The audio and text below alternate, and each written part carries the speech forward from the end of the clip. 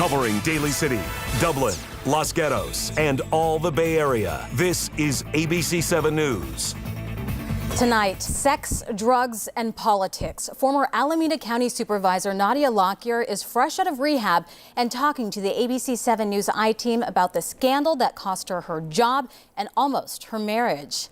California State Treasurer Bill Lockyer is standing by his wife, and Dan Noyes has part 2 of the interview you'll see only on 7. Dan. The interview lasted more than 2 hours, and no topic was off the table. Nadia sees this as an important step, talking about all that's happened to her so she can finally move forward. I met Nadia Lockyer at her home in Long Beach, where she's still unpacking boxes, working the 12 steps, and enjoying the simple life. Walking her son to school each day. It's living in every present moment is what I've learned to do, and it's so beautiful. One of the lessons from more than a year in rehab, battling an addiction to methamphetamine. It made me underweight, undernourished, spiritually and physically. It sucked Nadia from her soul. From the outside, Nadia seemed to have it all. Alameda County Supervisor, married to one of the most powerful figures in state politics, California Treasurer Bill Lockyer, who aspired to be governor.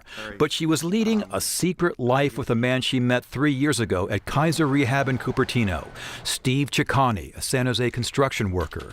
It all became public after a violent confrontation between Nadia and Ciccone at this Newark hotel, February 2012. I remember him falling back and just going, no, like, no, and like that, like, he couldn't, he surprised himself, I think. While authorities investigated whether to charge Ciccone with assault, Nadia took leave from the Board of Supervisors for a month of rehab and returned to work with the spotlight on her. Reports surfaced that she posed as Ciccone's attorney so she could visit him in jail during the summer of 2011. Then, Nadia emailed the Mercury News with a shocking accusation that her husband, Bill, who was once Attorney General, the state's top cop, bought and gave me drugs years before meeting Steve, then called me crazy when I sought help. It was more personal stuff, relationship issues, and that's why I said some of the statement was true, some of it wasn't. He never bought you drugs? No. He never gave you drugs? No. Bill Lockyer declined a request for an interview, but last year his spokesman told the Mercury News it's completely, totally, utterly false that he provided drugs to his wife. After that controversy, Nadia resigned from the Alameda County Board of Supervisors, and the Attorney General's office refused to charge Ciccone for the hotel room incident, citing insufficient evidence. And it didn't help her case that she saw Ciccone after the alleged assault. I believe that my credibility was drastically affected by my using. Nadia says Ciccone began taunting her with a sex tape he made, and Bill saw it after someone dropped a copy in the mailbox at their Hayward home. Then the Mercury News reported Ciccone asked a reporter where he might sell sex tapes he had made with Lockyer, and provided 2 YouTube clips, one titled Nadia Lockyer Trying to Get My Vote. I was in complete shock, and the thing is, I felt very alone.